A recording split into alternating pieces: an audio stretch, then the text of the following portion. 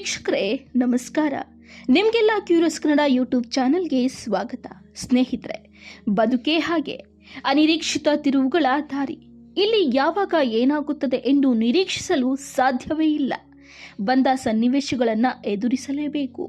ಅದು ಕಷ್ಟವಿರಲಿ, ಸುಖವಿರಲಿ, ನೋವಿರಲಿ, ನಲಿವಿರಲಿ, ಏನಾದರೂ ಆಗಲಿ ಎದುರಿಸಲೇಬೇಕು. ಅದೇ ಜೀವನ ಕೂಡ. ಕೆಲವೊಂದು ಸಲ ಬದುಕಿನ ಕಷ್ಟ ಜನರನ್ನ ಇನ್ನಷ್ಟು ನೋವಿನ ಕಂದಕಕ್ಕೆ ತಳ್ಳಿಬಿಡುತ್ತದೆ. ಬದುಕೇ ಬೇಡ ಎಂಬ ಸ್ಥಿತಿಗೆ ತಂದು ನಿಲ್ಲಿಸಿಬಿಡುತ್ತದೆ. ಆದರೆ ಪರಿಹಾರ ಇಲ್ಲದ ಸಮಸ್ಯೆಗಳೇ ಇಲ್ಲ. ಧೈರ್ಯ ಹೊಂದಿದರೆ ಬದುಕಿನ ಎಂತಹ ಕಷ್ಟವನ್ನು ಎದುರಿಸುವುದು ಕಷ್ಟವೇನಲ್ಲ. ಇದಕ್ಕೆ ಆತ್ಮಸ್ಥೈರ್ಯ ಬೇಕು. ಏನು ಬಂದರೂ ಎದುರಿಸುತ್ತೇನೆ ಎಂದು ಸಿದ್ಧ ಎಂಬುವಂತಹ ಛಲ ಇರಬೇಕು. ಆ ಛಲ, ಆತ್ಮಸ್ಥೈರ್ಯ, ಮನೋಬಲಕ್ಕೆ ಇವರೇ ಮಾದರಿ. ಅಷ್ಟಕ್ಕೂ ತನ್ನ ಬದುಕಿನಲ್ಲಾದ ಘೋರ ಘಟನೆಯನ್ನೇ ಮೆಟ್ಟಿ ನಿಂತು ಇವರು ಮಾಡಿದ ಸಾಧನೆ ಮೆಚ್ಚುವಂಥದ್ದು. ಅಷ್ಟಕ್ಕೂ ಇವರು ಯಾರು? ಇವರು ಮಾಡಿದ ಸಾಧನೆಯಾದರೂ ಏನು? ಎಲ್ಲವನ್ನ ನೋಡಿಕೊಂಡು ಬರೋಣ ಬನ್ನಿ. ಅದಕ್ಕೂ ಮುನ್ನ ನೀವಿನ್ನು ನಮ್ಮ ಯೂಟ್ಯೂಬ್ ಚಾನಲನ್ನು ಸಬ್ಸ್ಕ್ರೈಬ್ ಮಾಡಿಲ್ಲ ಎಂದಾದರೆ ಈಗಲೇ ಸಬ್ಸ್ಕ್ರೈಬ್ ಮಾಡಿ, ಬೆಲ್ ಐಕಾನ್ ಕ್ಲಿಕ್ ಮಾಡಿ ಹಾಗೂ ಶೇರ್ ಮಾಡಿ. ವೀಕ್ಷಕರೇ, ಬಹಳ ಚೆನ್ನಾಗಿ ಸಾಗುತ್ತಿದ್ದ ಬದುಕು ಎದ್ದು ನಿಲ್ಲಲಾಗದಂತೆ ಹೊಡೆತ ಕೊಟ್ಟಿತ್ತು. ಸಾಮಾನ್ಯರಾದರೆ ನಮ್ಮ ಬದುಕು ಇಷ್ಟೇ ಎಂದು ಕಣ್ಣೀರಿಡುತ್ತಾ ಕಾಲ ಕಳೆಯುತ್ತಿದ್ರು. ಆದರೆ ಈ ಗಟ್ಟಿಗಿತ್ತಿ ಬದುಕು ಕೊಟ್ಟ ಹೊಡೆತಕ್ಕೂ ಬಗ್ಗದೆ ಎದ್ದು ನಿಂತು ಮುಂದೆ ಸಾಗಿದ ಪರಿಕೆ ಎಂತಹವರಾದರೂ ಕೂಡ ನಿಬ್ಬೆರಗಾಗಲೇಬೇಕು. ಹೌದು, ನಾವಿವತ್ತು ಹೇಳ ಹೊರಟಿರೋದು ಡಾಕ್ಟರ್ ಮಾಳವಿಕಾ ಅಯ್ಯರ್ ಬಗ್ಗೆ. ಇವರು ಮೂಲತಃ ತಮಿಳುನಾಡಿನ ಕುಂಭಕೋಣಂನವರು. ಇವರು ಪಾಕಪ್ರವೀಣೆ, PhD ಪದವೀಧರೆ ಮತ್ತು ಸ್ಫೂರ್ತಿಯ ಚಿಲುಮೆ, ಅಂತಾರಾಷ್ಟ್ರೀಯ ಮಟ್ಟದ ಭಾಷಣಕಾರ್ತಿ. ಹೀಗೆ ಹಲವಾರು ಹೆಗ್ಗಳಿಕೆಗೆ ಪಾತ್ರರಾದವರು. ಸದ್ಯ ಇಡೀ ವಿಶ್ವವೇ ಶಭಾಷ್ ಎನ್ನುವಷ್ಟರ ಮಟ್ಟಿಗೆ ಮಾಳವಿಕಾ ಅಯ್ಯರ್ ಬೆಳೆದಿದ್ದಾರೆ. ಆದರೆ ವಾಸ್ತವವಾಗಿ ಈ ಸಾಧನೆಯ ಹಾದಿ ಹೂವಿನ ಮೆತ್ತೆಯಾಗಿರಲಿಲ್ಲ. ಅದು ಕಲ್ಲು ಮುಳ್ಳಿನ ಹಾದಿಯಾಗಿತ್ತು. ಅಚಾನಕ್ಕಾಗಿ ನಡೆದ ದುರಂತವೊಂದು ಮಾಳವಿಕಾರ ಬದುಕಿನ ಖುಷಿಯನ್ನೇ ನುಂಗಿಬಿಟ್ಟಿತ್ತು. ಬದುಕಿನ ಭರವಸೆಗೆ ಕೊಳ್ಳಿ ಇಟ್ಟಿತ್ತು. ಜೀವನದ ಖುಷಿ, ಕನಸುಗಳು ಚಿಗುರೊಡೆಯುವ ವಯಸ್ಸಿನಲ್ಲೇ ಮಾಳವಿಕಾರ ಬಾಳಿನಲ್ಲಿ ಅದೊಂದು ದುರಂತ ನಡೆದೇ ಹೋಗಿತ್ತು. So I'm going to take you back to the year 2002. I was 13 years old. This was in Rajasthan, Bikaner. I survived a freak bomb blast, and in that accident I lost both my hands and severely injured both my legs. The injury to my legs was very extent. I had severe disfigurement and I was not able to walk for almost 2-3 years. I was just 13, like I said, and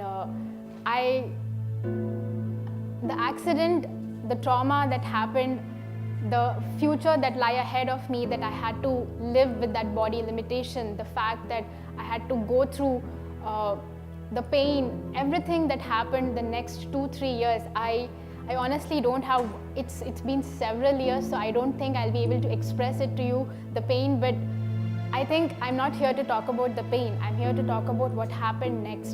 ವೀಕ್ಷಕರೇ, ಖುಷಿಯಲ್ಲೇ ಸಾಗುತ್ತಿದ್ದ ಮಾಳವಿಕಾರ ಜೀವನದಲ್ಲಿ 2002ರ ಅದೊಂದು ದಿನ ನಡೆಯಬಾರದ ಘಟನೆ ನಡೆದೇ ಹೋಗಿತ್ತು. ರಾಜಸ್ಥಾನದಲ್ಲಿ ಬಿಕನೇರ್ನಲ್ಲಿ ಸಂಭವಿಸಿದ್ದ bomb ಸ್ಫೋಟದಲ್ಲಿ Malavika ತೀವ್ರವಾಗಿ ಗಾಯಗೊಂಡಿದ್ರು.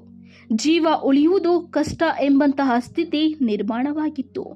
ಈ ವೇಳೆ ಬಾಲಕಿ ಮಾಳವಿಕಾರ ಜೀವ ಉಳಿಸಲು ವೈದ್ಯರು ಶಸ್ತ್ರಚಿಕಿತ್ಸೆಯನ್ನು ಮಾಡಿದ್ರು. ಪರಿಣಾಮ ಮಾಳವಿಕಾ ಜೀವಕ್ಕೇನೂ ತೊಂದರೆಯಾಗಿರಲಿಲ್ಲ.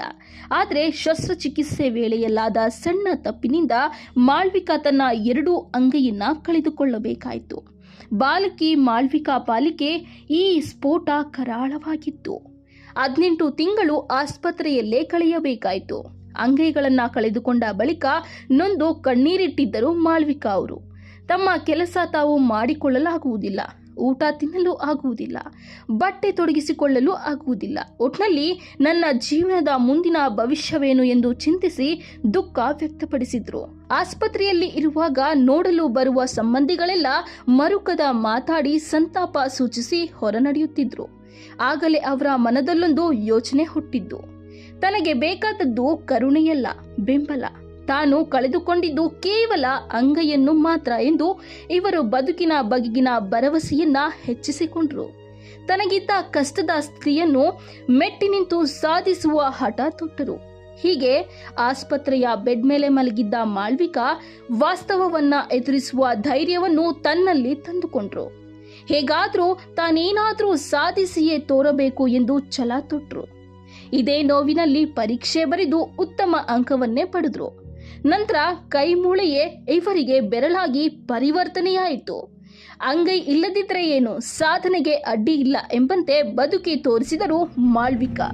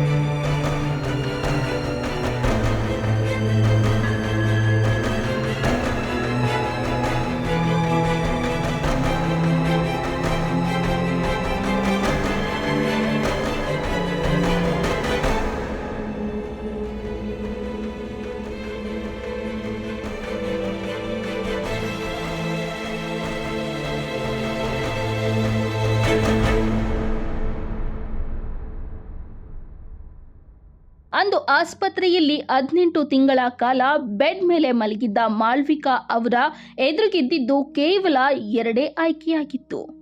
ಒಂದು, ತನ್ನ ಕಷ್ಟವನ್ನು ಮೆಟ್ಟಿ ನಿಂತು ಹೋರಾಡುವುದು ಅಥವಾ ಕಷ್ಟಕ್ಕೆ ಶರಣಾಗಿ ಬದುಕು ದೂಡುವುದು.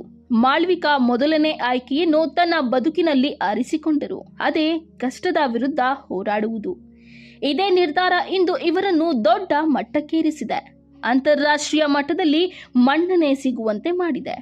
PhD ಪದವೀಧರೆಯಾದ ಮಾಳ್ವಿಕಾ ಅವರು ಈಗ ದೇಶ ವಿದೇಶಗಳಲ್ಲಿ ಸೋತವರಿಗೆ ಸ್ಫೂರ್ತಿ ನೀಡುವ ಮಾತುಗಳನ್ನು ಹೇಳುವ ಮೂಲಕ ಮೋಟಿವೇಶನಲ್ ಸ್ಪೀಕರ್ ಆಗಿ ತಮ್ಮ ಛಾಪನ್ನ ಮೂಡಿಸಿದ್ದಾರೆ. ಸೋತೆ ಎಂದು ಕೈಚೆಲ್ಲಿ ಕುಳಿತವರಿಗೆಲ್ಲ ಮಾದರಿಯಾಗಿದ್ದಾರೆ. ಬದುಕಿನಲ್ಲಿ ಎಲ್ಲವೂ ನಾವು ಎಣಿಸಿದಂತೆ ನಡೆಯುವುದಿಲ್ಲ.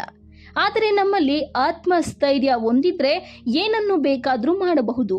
ಸೋಲುವುದು ತಪ್ಪಲ್ಲ, ಸೋಲಿಗೆ ಅಂಜಿ ಮುನ್ನಡೆಯದೇ ಇರುವುದು ತಪ್ಪು. ಹಾಗಾಗಿ ಸೋತವೆಂದು ಚಿಂತಿಸುವುದರ ಬದಲಾಗಿ ಗೆಲ್ಲುವುದು ಹೇಗೆಂದು ಯೋಚಿಸಿ.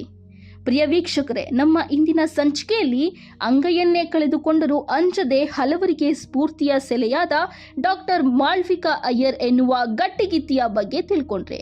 ಈ ವಿಡಿಯೋ ನಿಮಗೆ ಇಷ್ಟವಾಗಿದ್ರೆ ದಯವಿಟ್ಟು ಲೈಕ್ ಮಾಡಿ, ಶೇರ್ ಮಾಡಿ, ನಮಗೆ ಕಾಮೆಂಟ್ ಮೂಲಕ ತಿಳಿಸಿ. ಇನ್ನಷ್ಟು ಕುತೂಹಲ ಮಾಹಿತಿಯನ್ನ ತಿಳಿಸಿಕೊಡಲು ಮುಂದಿನ ವಿಡಿಯೋದಲ್ಲಿ ನಿಮ್ಮ ಮುಂದೆ ಬರ್ತೇನೆ.